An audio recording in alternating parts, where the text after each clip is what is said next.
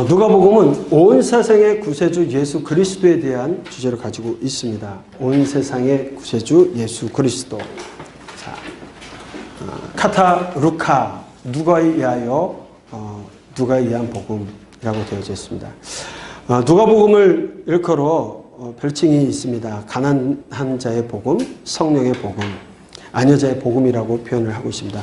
이 포인트는 가난한 자들, 또 성령, 그리고 아녀자들, 소외된 사람들에 대한 관심이 지대히 많이 있다라고 되어져 있습니다. 누가복음 누가 기록했습니까? 네, 누가가 기록했는데 여러분 유일하게 40여 명의 성경 기록자들이 66권을 기록했습니다. 거기 유일한 이방인이 있습니다. 누가 이방인입니까? 누가가 이방인입니다. 의사로 있고요. 빛나다. 수레 안디옥 출신의 이방인 의사였습니다. 누가복음에는 이름이 언급되어 있지 않지만 초대 기독교 전통에 따라서 누가복음과 사도행전을 기록한 걸로 보여집니다. 그러니까 사도행전은 누가복음에서는 예수님의 사역, 온 인류를 위해서 이 땅에 오신 분이 누구시냐? 예수님이심을 이방인들을 위해서 기록합니다. 그 사도행전은 그 예수님을 만나고 영접한 사람들은 어떻게 살았느냐? 성령 받은 자로서 이렇게 살아갔다. 성령 행전으로서 사도행전을 기록하고 있다는 거죠. 무엇을 위해서 기록했냐? 좀 이따 살펴보겠습니다. 바울과 2차 전도 여정 중에 만나서 동행했습니다. 그래서 바울 선생님과 마지막까지 함께한 바울의 동역자입니다. 나중에 보면 바울 선생님이 기록하죠. 누구도 떠나고 누구도 없고 글을 얘기할 때 계속적으로 있었던 사람 누굽니까? 누가로 보여집니다.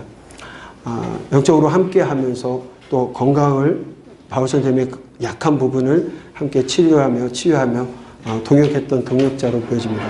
이 수신자는 데오빌로 가카로 되어 있습니다. 사도행전에 가면 이 데오빌로 가카가 무엇을 뜻하는지 한번 쭉 말씀이 팁에도 처리가 되어져 있는데 여러 면으로 봐서 이방인 그리스도인으로서 이제 예수님을 믿기 시작한 사람들에게 주어진 말씀이다 라고 보시면 좋을 것 같습니다. 그래서 이방인 독자들을 위해서 아람어를 갖다가 헬라어로 번역이 되었다. 왜? 이방인 독자들은 헬라 문명권 안에서 헬라어를 사용하고 있었던 사람들이기 때문에 이방인 누가가 헬라어로서 번역한 것이 아니냐 이렇게 보여지고 있습니다. 레반트 지역의 지리나 셈족 언어, 랍비, 호산나라는 단어 사용하지 않습니다.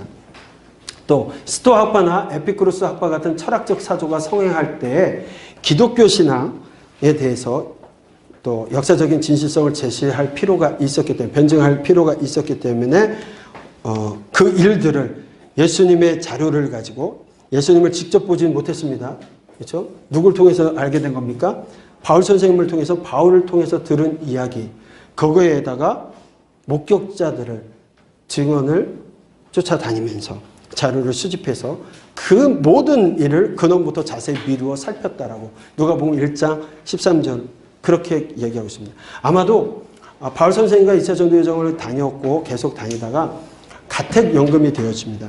4차 때 가택연금이 되어져서 2년간 가택연금 되어져 있을 때 그때 누가는 바울 선생님을 통해서 배웠던 그 예수님에 대해서 더 알고 싶고 그래서 예수님의 행적을 쫓아다니면서 자료들을 수집하고 그런 과정 속에서 기록되어진 걸로 보여지고 있습니다. 예수 그리스도의 삶과 가르침에 대한 복음의 진정성을 상세하게 연구해서 이방 세계에 기독교를 전하는 데 목적이 있습니다. 배경입니다. AD 58년에서 63년경으로 봅니다. 사도행전이 기록되기 이전으로 보여집니다. 왜냐하면 사도행전에서 내가 먼저 쓴 글이라고 표현하고 있는데 그것이 누가복음입니다. 그래서 사도행전에 로마 대화재 사건 기록이 없는 걸 봐서는 64년도에 로마의 대화재가 일어납니다. 요 일로 인해서 이제 여러분들 기독교 박해가 공식적으로 되어지는 거. 여러분 잘 아는 것처럼 네로 황제가 우리 기독교에서 아주 사탄의 표상이죠. 네로 황제가 그렇게 됐습니다. 네로는 어쨌든 악한 사람입니다. 뭐라 하더라도. 왜냐하면 로마의 그 원로원에서도 그 사람의 모든 행적을 다 삭제하는 가장 최고의 무거운 처형을 하는 거죠. 그래서 그에 대한 기록이 없다 보니까 현대의 많은 사람들이 이제 네로에 대해 평가하면서 예술적으로 꽃피운 사람이다, 좋은 평가하는 사람들도 있습니다. 그러나 기독교인들에게는 악한 놈입니다. 예루살렘의 함락과 파괴 기록이 없는 점을 봐서는 70년 이전으로 보여지고, 그 다음에 사도행전의 바울의 로마 압송 후 셋집에서 전도하는 것으로 끝을 맺는 것으로 봐서는 63년. 그래서 58년에서 63년. 바울 선생님이 재촉되는 게 64년 되기 전이니까 그 여간에 기록되어졌다라고 보고 있는 겁니다. 기록 목적입니다.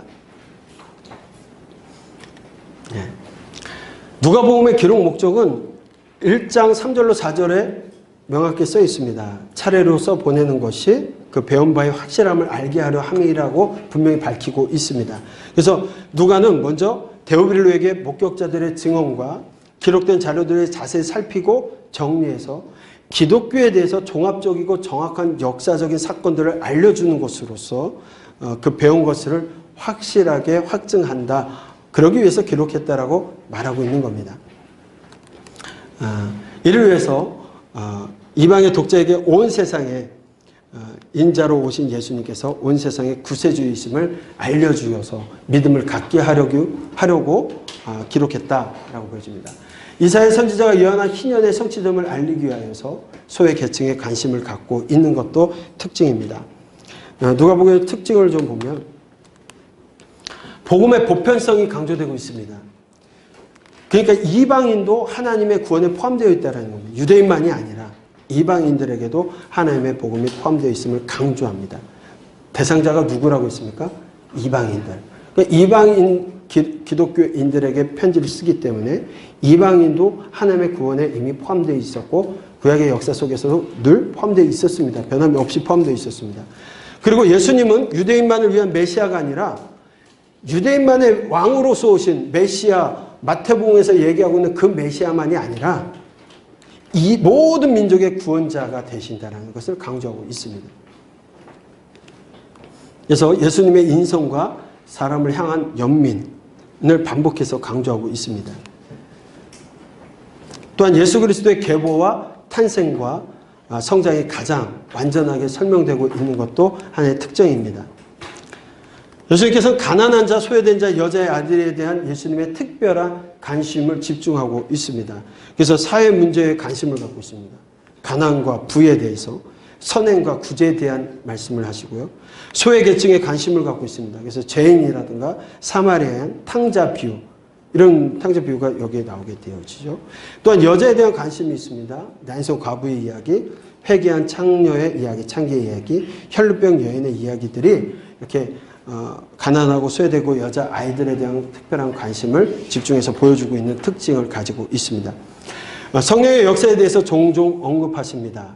그래서 1장 15절로 또 35절, 3장 22절, 4장 이렇게 10장 계속해서 성령의 역사에 대한 이야기들이 강조되고 있다는 것도 특징으로 볼 수가 있습니다.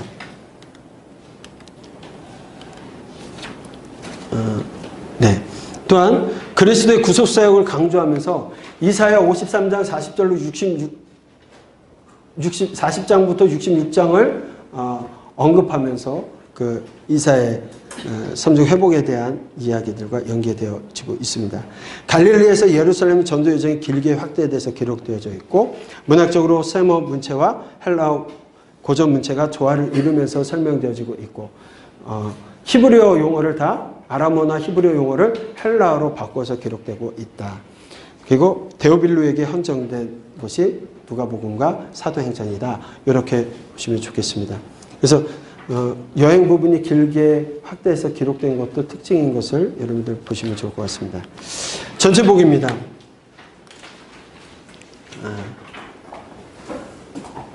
누가복음은 24장까지 되어져 있습니다. 예. 왜요? 마태가 낸 수학문제 282, 16을 마가가 몰랐어요. 그래서 이사간 누가를 이 일로 요한이 부르게 되는 거예요. 네. 자, 이제 기억이 다 나실 겁니다. 그렇죠? 마태복음 몇 장입니까? 마가복음이요? 누가복음이요? 요한복음이요? 예. 뭐 장이 뭐 중요하겠습니까? 그럼에도 불구하고 탁탁 나오면 전문가답지 않겠습니까? 네, 같이 공부할 때 그렇게 좀 여러분들이 하시면 좋을 것 같아서 얘기합니다. 자, 크게 24장 세 틀로 나눠서 볼 수가 있습니다. 그리스도의 탄생과 증거에 대해서, 그리고 1장부터 4장 13절까지 그렇게 나와 있고요. 4장 14절부터 23장 56절, 23장까지는 그리스도의 전도 여정, 그리스도의 전도 여정이 길게 설명됐다라고 말씀드렸습니다. 특징은 그리스도를 통한 구원의 복된 소식이 전파되는데 유대인에서 이방인, 유대인, 이방인, 유대인. 결국 이방인들에게도 계속적으로 유대인, 이방인, 유대인, 이방인으로 해서 전파되었다라고 얘기를 합니다. 실제 사역은 예수님의 이방 사역은 3년차에 집중되어 있지만 이렇게 함으로써 이방인들을 향한, 또 세된 사람들을 향한 관심이 있었음을 이야기하고 있습니다. 그리고 그리스도의 약속 24장에서는 부활 승천, 그리고 모든 족속에게 전파되어져 가야 되고, 여기에 연이어서 사도행전으로 가는 거 아니겠습니까? 그렇죠? 그렇게 해서 전파되어져 간다. 온 세상의 구세주 그리스도에 대해서 이야기하고 있습니다. 장소는 예루살렘, 나사렛, 요단강, 이 장소도 여러분들 도표 가운데 같이 보시면 좋을 것 같습니다. 그리스도의 탄생입니다. 그리스도의 탄생. 자, 그리스도의 탄생에 대해서 설명하고 탄생 예고를 하게 되어지는 이야기. 네. 우리가 이제는 이런 얘기는 안 해도 되겠죠. 목자들이 먼저 왔고 그 다음에 동방박사가 옵니다. 동방박사 몇 명이 왔습니까? 동방박사 세 사람. 찬송가 잘못했죠? 왜 그렇습니까? 그들이 갖고 온 바친 것이 황금과 유향과 모략. 자, 그것이 무엇을 상징한다 여러 얘기들이 있는데 왜 그걸 갖고 왔을까요? 그들이 살고 있는 지역에서 난 것도 아니고 들려서 사갖고 옵니다. 저는 그걸 잘 모르겠어요. 그렇죠? 근데 어느 날 문득 성경을 보다가 혹시 이거 아닌가? 혼자만의 생각을 했습니다. 그게 뭐냐? 예수님께서 그리고 나서 어디로 이사 가십니까? 자, 집 정리를 하고 가셨죠?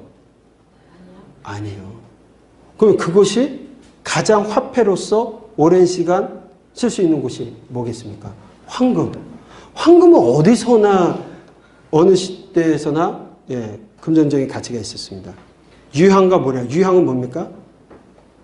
향기 나는 거예요. 결혼식이나 뭐 이런 거 필요할 때. 모략. 장례식에 필요한 거죠. 유향도 굉장히 뭐 옥합을 깬다고 했을 때 노동자 몇 년치의 금액이라고 얘기를 하는데 귀한 겁니다. 모략은요, 가장 비싸게 팔릴 수 있는 곳이 어디입니까? 이집트입니다. 거기 뭐합니까? 맨날 제사 아닙니까? 미라 만들고 하는 일들, 거기에서 가장 값어치 있는 거. 아, 그래서 그걸 갖고 온 거 아닌가? 라고 혼자만 생각했습니다. 이거 성경이 없으니까 그냥 뭐 받아들이시면 받아들이시는 거고요. 그런 겁니다. 그래서 이렇게 지나가게 되어지는데 누가복음 1장 3절에 분명한 목적에 대해서 말씀하고 있습니다.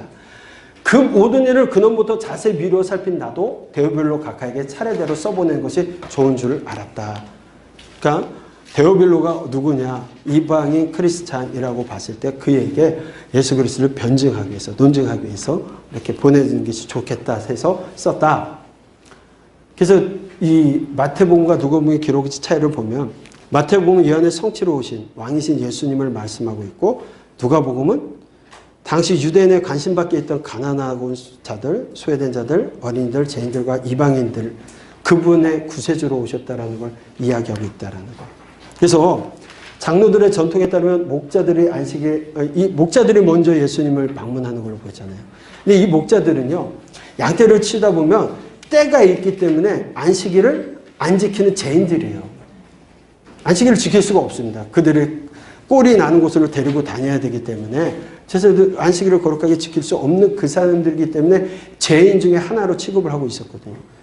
근데 그들이 예수님의 탄생에 가장 먼저 온 사람들로 표현하고 있는 것도 소외되고 범죄한 죄인들의 관심을 갖고 있는 그런 모습을 이야기하고 있습니다. 차이가 있습니다. 네. 기쁜 소식을 천사들이 목자들에게 먼저 주셨다라는 거. 오늘 다윗의 동네에 너희를 위하여 구주가 나셨으니 곧 그리스도 주시라. 네. 너희가 가서 강포에 쌓여 그 위에 누인 아기를 보리라. 그러니까 예수님께서 이곳에 오셨을 때 누일 곳이 없어서 그 옛날에 어떤 분이 막 그런 간증도 하셨죠. 그 연극을 하는데 애가 너무 감동되니까 예수님 방 여기 있어요. 마리아하고 저 요셉에게 방 우리 여기 있어요. 그렇게 외쳤다라는 얘기가 있는데 이건 정말 예수님께서 누이실 곳이 없어서 강포에 쌓여서 그 바깥에 구유에 그렇게 누이셨다. 그러니까 완전히 버리고 오신 거다. 그거 아니라고 말씀드리지 않았습니까? 어떤 성전의 가장 큰 모습으로 오셨다 하더라도 하나님께서 인간이 되셨다는 건 모든 것을 버리신 거 아니겠습니까? 피조물이 된다는 거. 이 비유 하지 말라고 했는데 하면은 제일 적절해요. 그러니까 한 번 더 쓰겠습니다. 뭐냐면 강아지를 사랑하는 분들이 있습니다. 그래서 강아지를 우리 아들, 딸이라고 소개하는 분들도 꽤 많아요, 요즘. 그래서 외국에서는 강아지한테도 개한테도 막 유산을 상속하기도 하고 어디 갈 때는 호텔에다 맡겨놓고 호요식하게끔 만들어주기도 하는데 강아지를 사랑한다고 치면 그 강아지를 씻기고 닦이고 그러면서 어떻게 하냐면 때로는 내 집으로 데려와서 내 밥그릇에다 밥도 먹이고 잠도 같이 잡니다. 사랑하니까. 그래서 나는 걔 엄마야, 걔 아빠야 자연스럽게 그렇게까지도 얘기하는데 개를 사랑한다고 해도 어떤 사람도 개 집에 들어가서 개밥을 같이 먹는 적은 없어요. 그렇죠? 사랑하기 때문에. 그런데 이거 비교가 안 되는 겁니다. 하나님께서 천지 만물 우주의 하나님께서 주인이신 하나님께서 인간의 모습으로 이 땅에 오셨다. 인간과 똑같이 여인의 몸에서 10개월간 있었고 태어나시고 성장기를 보내시고 춥고 배고프고 울고 아픈 거 다 느끼셨다. 이건 굉장한 사건입니다. 이거 우리가 생각하는 것 이상의 이야기들입니다. 왜? 하나님 우리를 사랑하시기 때문에. 그 사랑 때문에. 동행동거하시기 위해서. 말로 해서 안 들으니까 아들이 인간의 모습으로 이 땅에 오면 받아들일까? 영접할까? 그렇게 받아들이고 영접하면 모든 것이 해결되는데 영접하지 아니하고 죽음으로 내모는 인간들. 그럼에도 포기하셔도 되는데 그들이 깨닫지 못하니까 영을 부어주시고 성령을 통하여 깨닫게 하시고 알게 하시고 마지막 새하늘 새 땅에서도 함께하고자 하시는 그 하나님의 사랑을 여러분 아십니까?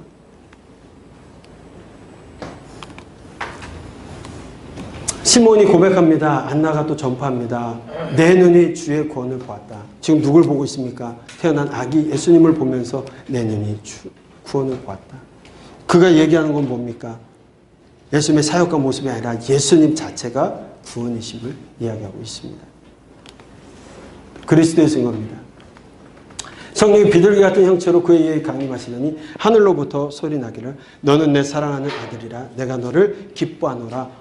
똑같이 증언하고 계십니다. 마리아를 통해서 족보를 보면 여러분들 이 족보를 보게 되면 아까 마태복음에서는 누구까지 갔습니까? 예? 아브라함까지 가죠. 이렇게 쭉 올라갔다 내려오죠. 근데 여기는 올라가면서 어디까지 갑니까? 아담이요 그 위에 하나님까지. 왜? 누구에게 주는 말씀이기 때문에? 이방인들에게 주어진 말씀이기 때문에 하나님까지 올라가야 그들이 하나님 족보로 봤을 때 유대인들에게만 아브라함의 족보가 중요하지 이방인들에게 그 족보가 중요한 게 아닙니다. 하나님까지 올라가는 것도 차이가 있습니다. 4장에 보면 예수님께서 시험 받으시는 이야기들, 그러면서도 예수님께서 주 너의 하나님을 시험하지 말라 말씀으로 물리치시는 것. 네. 그리스도의 전도 여정이 길게 나타나 있습니다. 갈릴리 전도 여정부터 나옵니다. 사역이 시작되어지면서 갈릴리 전도 여정, 시몬을 부르시는 사건들, 또 평지 설교, 여러분들 책을 보면서 좀 쭉 보셨으면 좋겠고요. 자, 아까 말씀드린 것처럼 베드로를 제자 삼을 때가 문제가 되어지는 게 뭐냐면 마테마가 누가복음에서는 예수님께서 바닷가에서 고기를 잡는 베드로를 첫 제자로 삼으셨다라고 기록하고 있습니다. 그렇죠?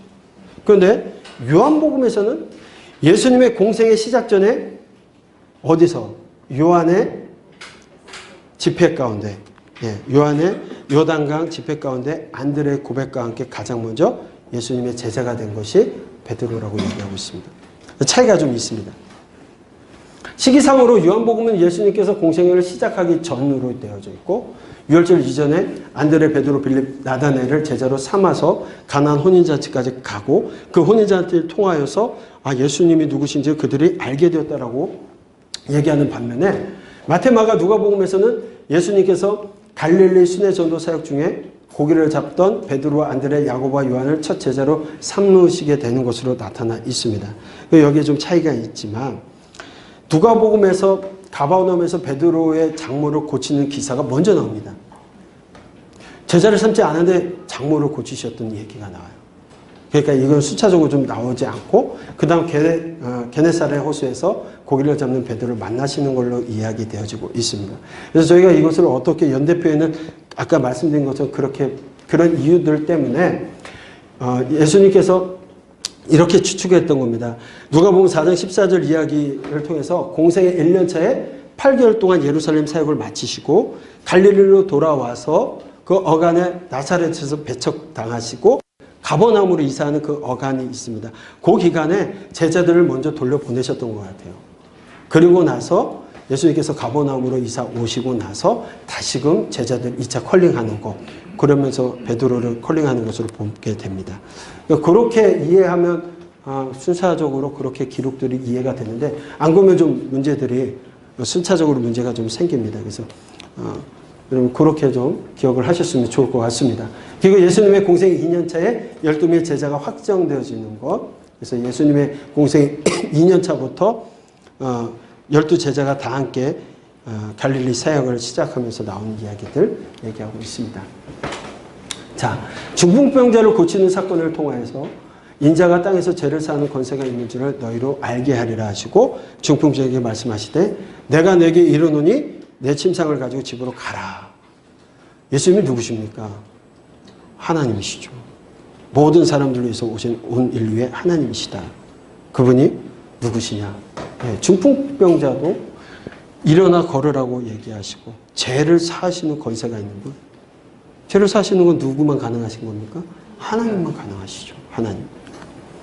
그러면서 내가 의인을 부르러 온 것이 아니요 죄인을 불러 회개시키러 왔다라고 말씀하고 있습니다. 세리 마태를 부르시면서 하시는 말씀입니다. 예, 우리가 원죄를 갖고 태어나면 우리가 죄인이라고 얘기하는데 이것은 곧 죄나무라는 말입니다.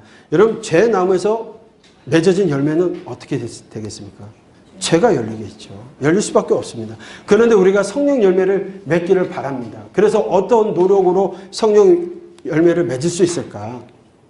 노력해서 되는 게 아닙니다. 성령의 열매를 맺는다라는 것.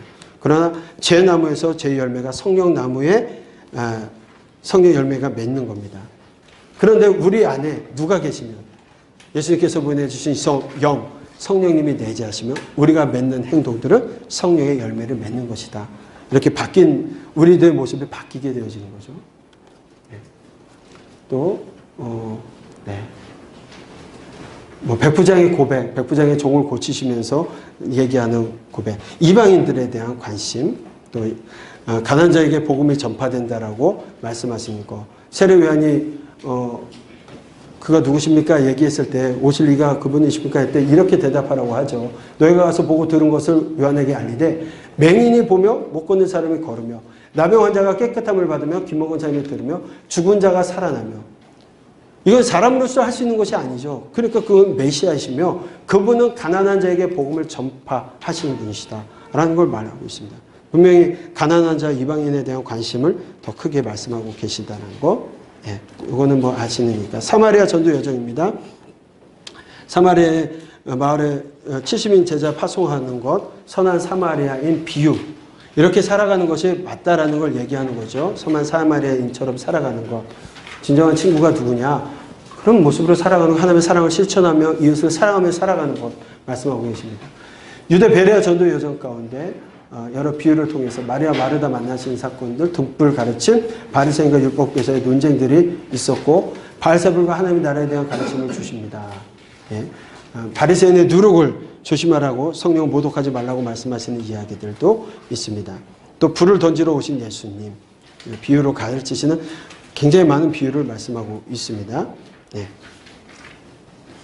기도에 대해서 말씀하시면서 여러분 이 비유는 뭐냐면 너희가 악할지라도 좋은 것을 자식에게 줄 줄 알거든 하물며 너희는 너희 하늘 아버지께서 구하는 자에게 성령을 주시지 않겠느냐. 예수 그리스도 믿는 자에게 성령을 주시겠다라고 약속하는 겁니다. 그러니까 여러분들 하나님 기도하면서 간구한다고 하면서 도구한다고 하면서 때로는 떼쓰는 기도, 얼마나 떼쓰는 기도라는 땡깡 기도라는 표현을 써요. 땡깡 기도라는 거 굉장히 단어 자체가 좋지 않은 단어입니다. 여러분에서 땡깡 간질 기도라는 게 간질 그냥 뭐 발작하듯이 하는 거 그 기도 하나님께서 기가 먹으셨습니까? 아니면 하나님이 원하시는 것은 기도가 뭐 하는 것인지를 좀 봐야 돼요. 하나님께서 좋은 거 주시는 분이신데 그렇게 발악하고 그래야지만이 쟁취하듯이 뺏어가려고 하는 기도 하나님 원하시는 게 아니죠.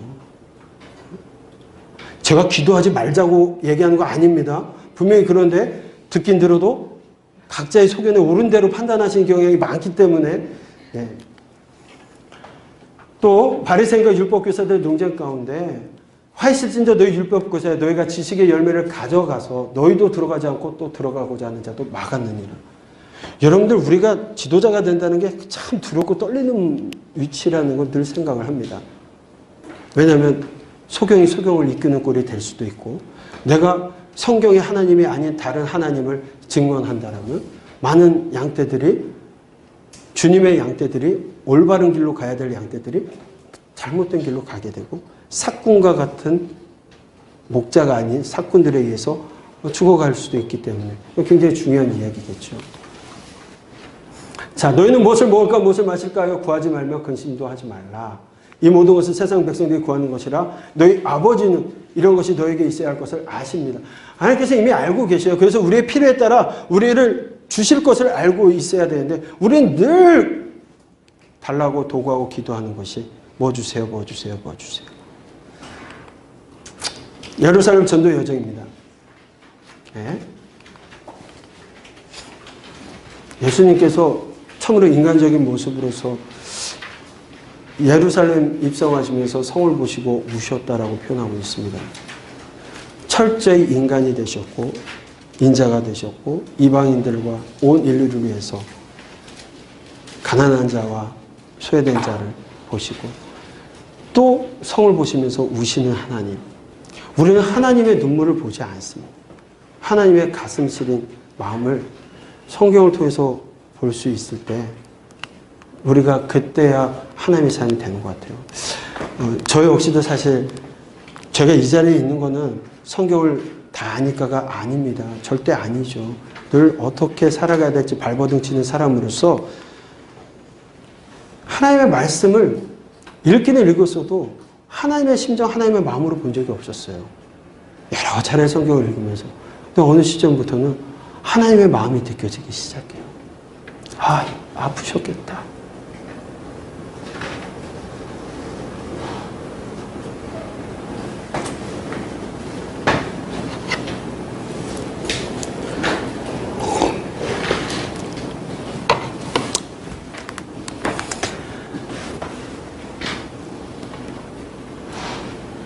예수님의 사역을 보시면서 성을 보시고 우시는 그 예수님의 모습.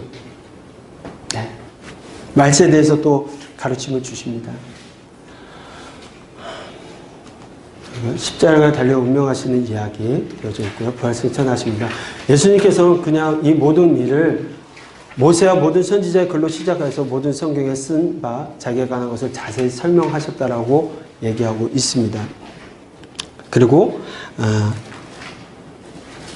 또 사명을 주시며 승천과 능력을 약속하시면서 성경을 깨닫게 하시고 또 그리스도께서 고난을 받고 제3일에 죽은 자 가운데서 살아날 것과 그런 것들을 다 깨닫게 하셨다라는 것, 성경을 알게 하셨다라는 것들 제자 엠마오 도상에서의 제자에게 그 얘기를 하시죠. 자, 이 말씀 같이 읽겠습니다. 누가복음 24장 44절 48절 말씀입니다. 또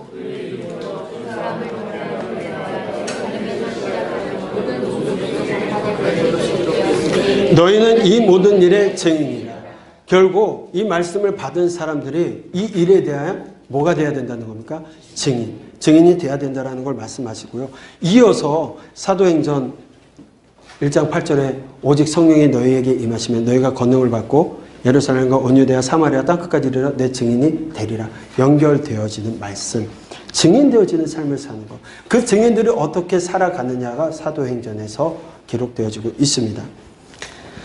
누가복음은요, 구원의 복된 소식이란 예수 그리스도의 그분 자체임을 설명했습니다. 그래서 우리가 본 것처럼 시온의 찬양, 내가 내 눈이 구원을 보았다라고 얘기합니다. 안나의 전파는 아기 예수님의 탄생에 대한 것이었지만 예수님 그 자체가 구원이심을 나타내기도 했습니다. 구원의 복된 소식, 복음이란 어떤 가르침, 교훈이 아닙니다. 예수님께서 행하셨던 이적이나 기적 혹은 설교가 아니라 예수님 그분 자체십니다. 어떻게 사랑하셨습니까? 하나님은 이스라엘이나 이방이나 차별 없이 모든 사람을 동일하게 사랑하셨습니다. 하나님은 이처럼 사랑하셨습니다. 하나님은 이스라엘만 사랑하신 것이 아니라 열방도, 이방도, 애굽도, 바벨론도 사랑하셨습니다. 이스라엘이나 이방이나 육축까지도 사랑하신 분이 바로 하나님이셨습니다.